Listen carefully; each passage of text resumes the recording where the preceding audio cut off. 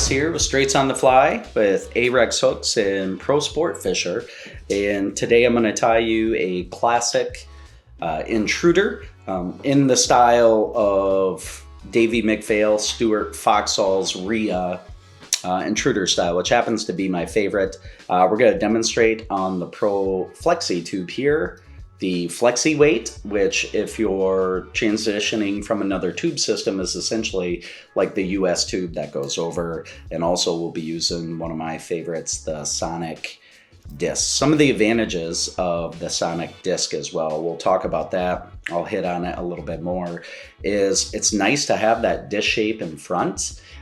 Some problems people have with a disc that's solid is it catches a lot of water. It can be it can make a fly feel heavier and a little bit harder to cast, especially touch and go single spay casts, where the discs allow the water to pass through. So you can still have a nice profile disc and yet maintain an easy casting ability on it. So, and they're just some of the prettiest discs and cones on the market in my mind. So anyway, we'll start with the 60-40. These are really good for intruder style flies or anything that you want the hook set back a little farther and maybe have long flowing material. So I'm going to cut a little bit off now, and I may trim more later. I don't want to cut too much off because I can always come back and cut some, but I can't add any onto it. So I'm going to extend my Flexi tube out a little bit from my vise.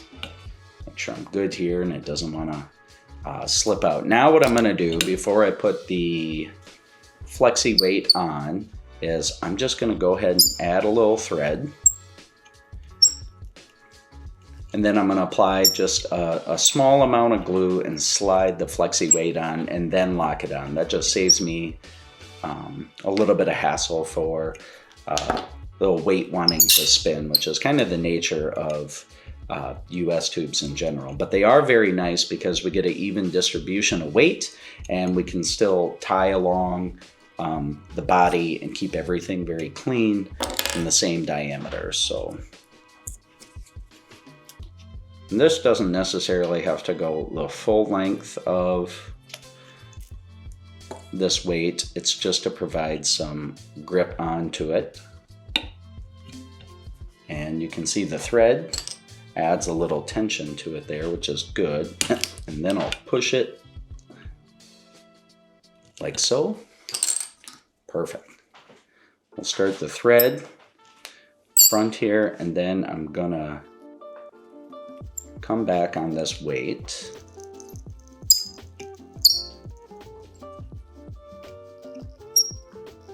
I'm gonna go ahead and get a thread base across it, just so nothing wants to slip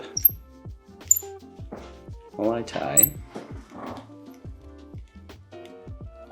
And back one more time. As always, I like a thin, strong thread. The gel spuns are fantastic. My go-to 99% of the time is a 50 denier or 12-aught gel spun. They have an incredible strength to diameter ratio. And I'm going to come back just a little on the tube, and what I'm going to do is add some dubbing and climb over the transition there. So what I'm going to do is a classic steelhead kind of color combo. It's going to be a purple and black with some pink highlights. And you come over, and there we get onto the tube. I'll add a little bit more as well.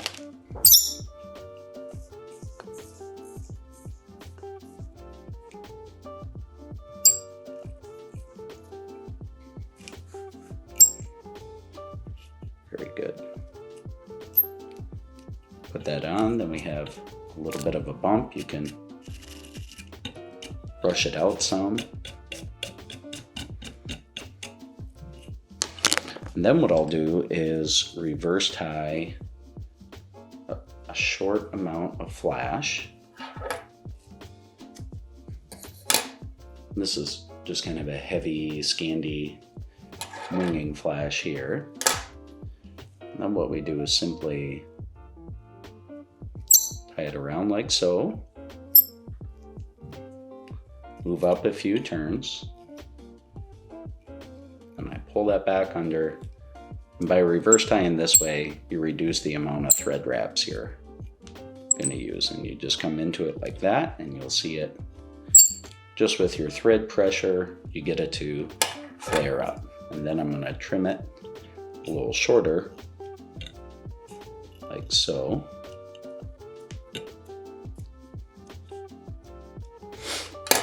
Perfect. Now I tie my intruders. I really don't use a bunch of composite loops at all to put the material in.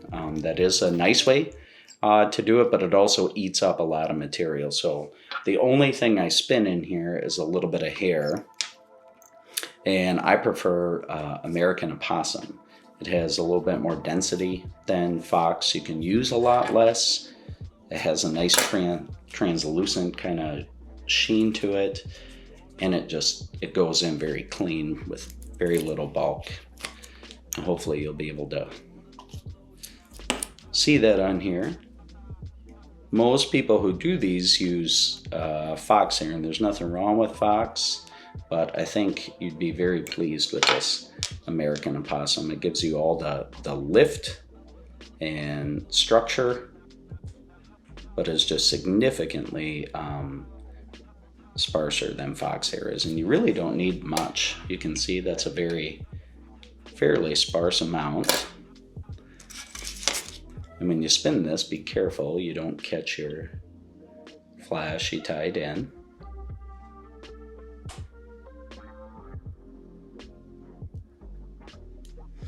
And give it one more. There we go. And then I just come through, pick out any trap fibers.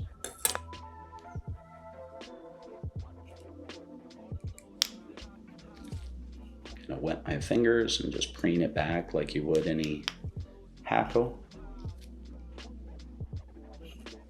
And what this is going to do is just provide support for our softer Rhea material.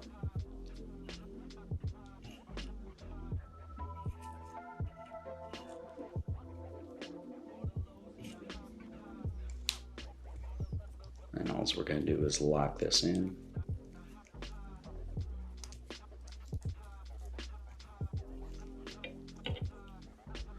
Come back nice and tight there. You'll see me using this razor blade quite a bit. The gel spun material can be kind of hard to cut with scissors, and also has a tendency to dull your scissors. I like having a hobby type blade around just for trimming away when I need to cut the thread versus my scissors. If you try it with scissors, sometimes you have a difficult time really cutting that thread. So there's the back section there. And then I grab, this is just a purple Rhea. Ostrich is a very nice substitute as well. It's a little heavier or thicker than the Rhea is, and it's a touch softer. I like the Rhea in heavier currents, and it just seems to be a little bit stronger than the ostrich, but plenty of fish have been caught with ostrich intruders.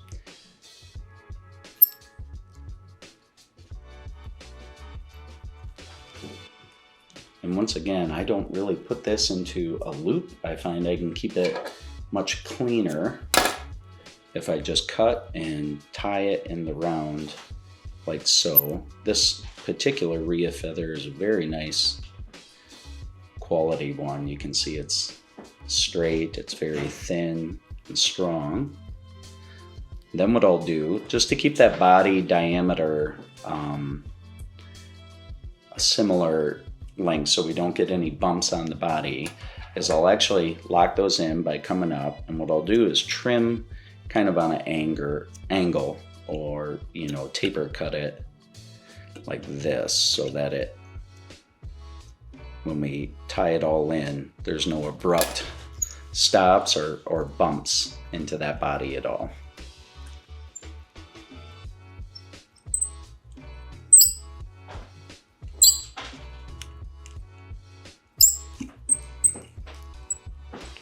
Now if you'll notice here, if you simply use your thread tension, you can actually get the material to flare out very nicely for you to increase the size. And that's a very nice way to do it because there's not very much material there and you get a very nice profile in the rear, kind of what you're going after with this style of fly. And in my opinion, not a whole lot of material to achieve that as well. So castability is always probably one of the most important things for me in building a fly. Then what I'll do, you can use any flash that you like. This is a Scandie style winging flash, so it's a little bit more denser than the traditional Flashabou. I like the structure of it, and you can make these as flashy as you want to as well. You can always cut out flash. It's harder to add it, but I'm gonna do just kind of a middle of the road amount. What would be maybe kind of a standard amount for steelhead.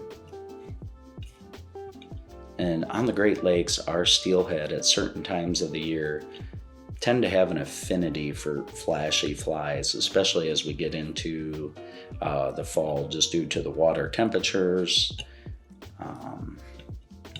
the environment of the river, the rainfalls come in.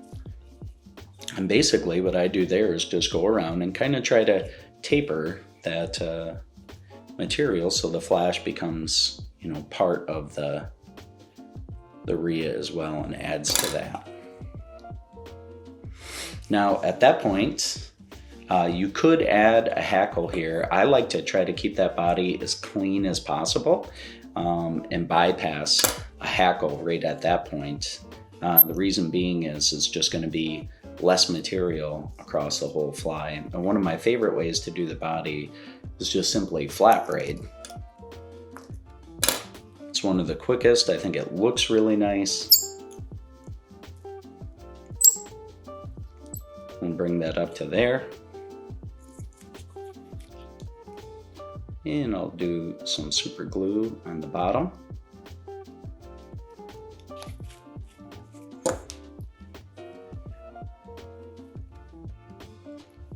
And then you simply just do touching turns on the way up. And hopefully you kept your body at a very even shape, no dips or drop off points. And that makes your flat braid look very nice on there as well.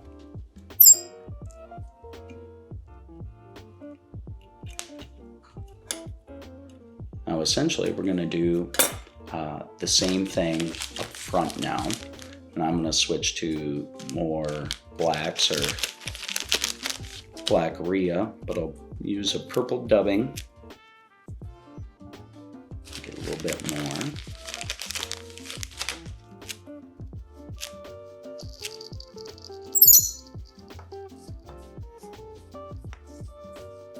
We're just going to build a front station very much like the rear station.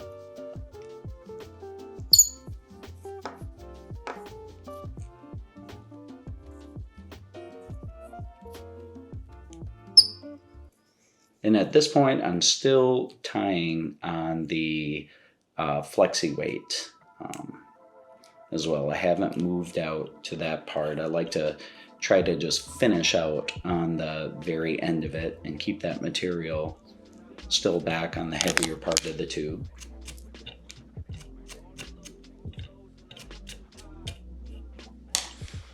At this point, we will add just a black winging flash again. We're going to double this back and keep it short so you don't need to grab too much, because the amount essentially doubles in your hand.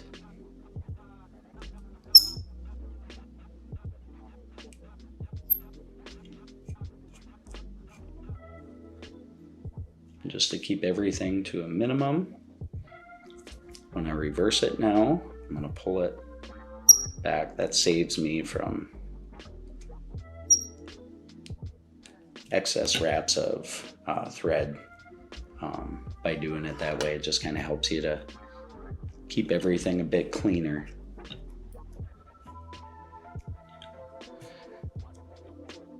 And we're going to cut this one a touch shorter. So one of the secrets of the 2-station intruder is we want our front, especially the Rhea and Flash, to not go all the way to the back.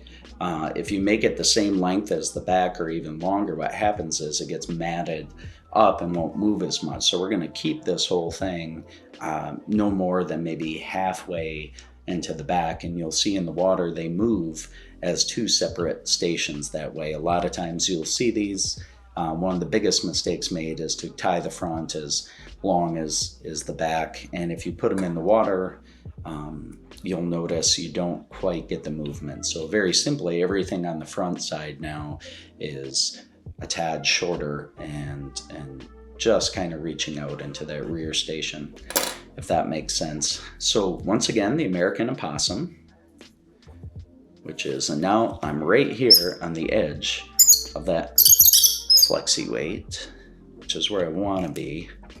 I want to be careful not to slip off. And what I'll do is when I spin this Opussom, I will work my way down to that, so we don't see that step, and we're not trying to tie in our Rhea off of the flexi weight and onto the actual tube, which can make it difficult to keep it clean. And I'm just using just a small amount of wax on this, mainly to, let me cut my Opussom, to kind of hold it in there once we put the material in the loop. Usually natural materials will hold fairly well. Synthetics tend to be a little more slippery. It's just a habit now. I put some of that wax on there. And all you do is spread this evenly, and it really doesn't have to be a lot of material. And once again, you spin it and you want to hold that flash away, else it'll grab it and tangle up on you.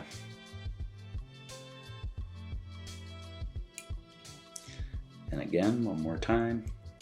That's all right. If you do get a piece tangled, it happens. You can just wrap through it. Darn near impossible on that front one to not get one of those pieces of flash to come over.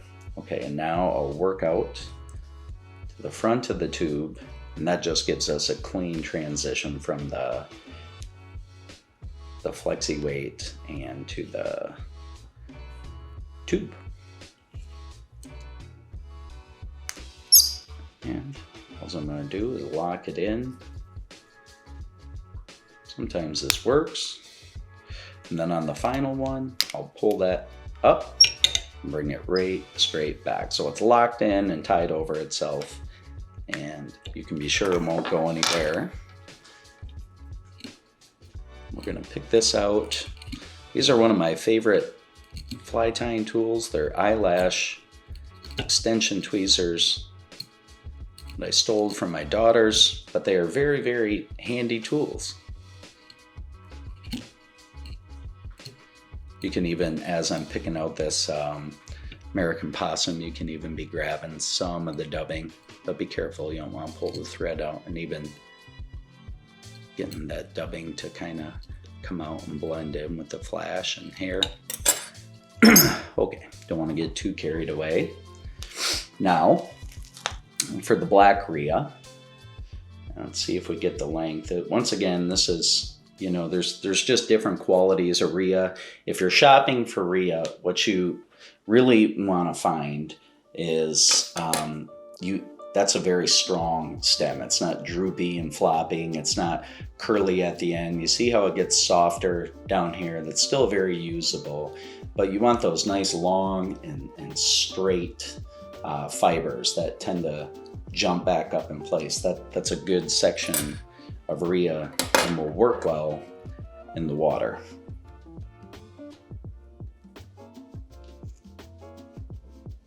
And we'll tie the black in. And I'm tying a simplified version. You can add Lady Amherst fibers into it. It's a very common thing to do on these. I just kind of want to demonstrate how quick and easy you can tie a very nice intruder fly for fishing, which doesn't require a lot of material, and how the Flexi tube really facilitates that. So once again, I put these in. I like how they're different lengths already. You don't want to stack that and have them all the same. You want those different legs so they move freely, and that's about as far as you want to go. You don't want to go too far back. What you can do to add to the profile is when we add our flash, we can extend the flash out a little farther than the Rhea, and it will kind of give the illusion that there's more profile, or it's longer. And what's nice about that is the flash itself is not going to gum up as much on the other Rhea in the back. And I'll show you what I mean. And I just kind of roll it now. I usually do 2 shots. You can try to do 1 in one go. I find I usually get it with kind of 1.5, just like I'm doing here.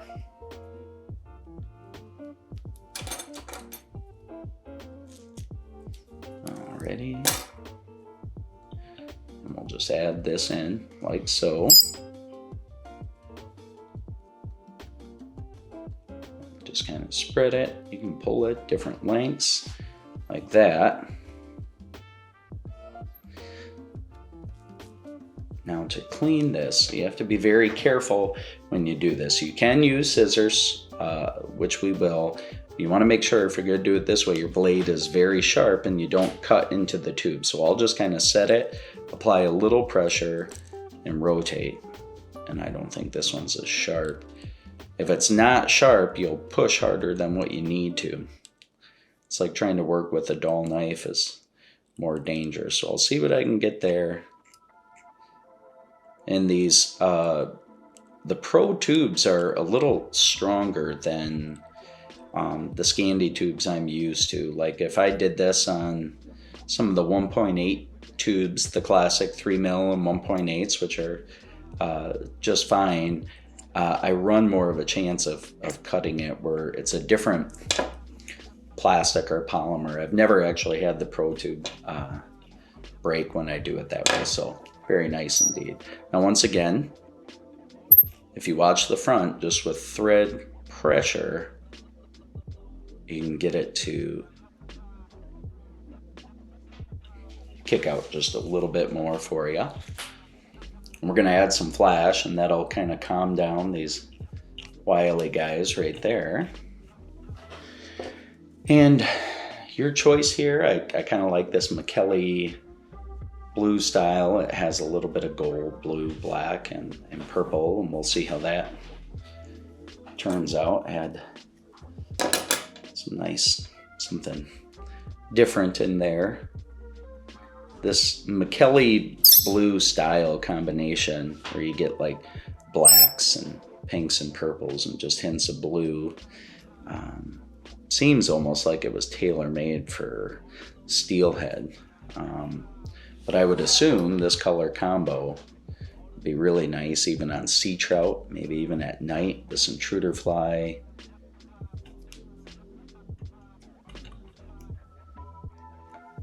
And this being on a tube and us keeping it sparse, I have no doubt you could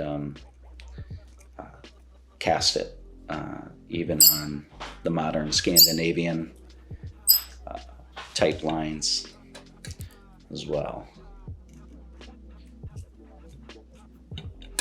You can see we use some of the flash to really exaggerate the whole length of these. The front of the intruder. The fibers kind of stay no longer than right here, which is good. We have a couple pieces of flash going just beyond it, which is very, very nice. So, All right, now a very simple and easy finish here will be, you could do a black slapping up front. I'm gonna do a purple one.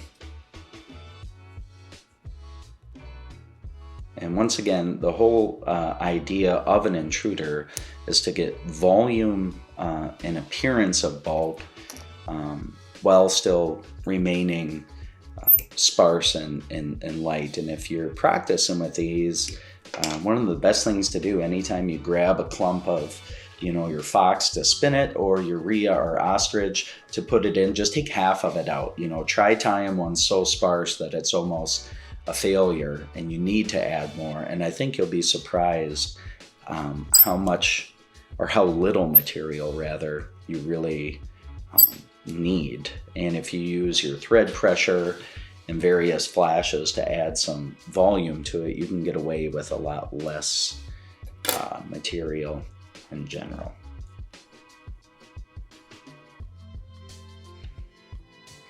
And so what I'll do, again, to keep it sparse, is maybe I'm gonna take some of that off. So I got one full wrap with both the feathers, and then I can do a couple more wraps with just half of that side of the feather. And I know that's very painful to trim away half your feather, but my theory is the feather costs you the same, whether you use half of it or all of it. So you might as well just use it the way that you like it, or what's gonna look best. Okay, so here, very simple, because I'm gonna add glue for the disc. What I'll do is just add a touch of super glue here on this. It sticks, so I cut it. And there's no need to whip finish right now or at all, because we're gonna add the glue to it. Yeah, it's good. Should move very well in the current. At this point, let me find my... So when I put these on any cone or disc, I like to have, you know, a pen. You can take the guts out of them. These are both the same pen. I left this black part in, this one I took out. And that's just not just for pushing material back, but I can't tell you how many times I put glue on these, push that back with my finger, glue stuck to my finger, and then it kind of, I get marks or blemishes on that beautiful disc. And, you know, do the fish care? Maybe not, but I don't want blemishes. And here you just sit and you can push, nice, hold, take off, nice and easy, beautiful. And if you're coming from other tubes, this took me a little bit to get used to. Like I said, the Pro Tube it's a different plastic or polymer. I think it's a little bit stronger, but you'll notice it when you melt it. So you don't want to leave a whole lot up front to be melted. You can trim it away a little shorter. So you can see it melts a little differently. So what I do is heat it up, push it, and as quickly as I can, come back. There.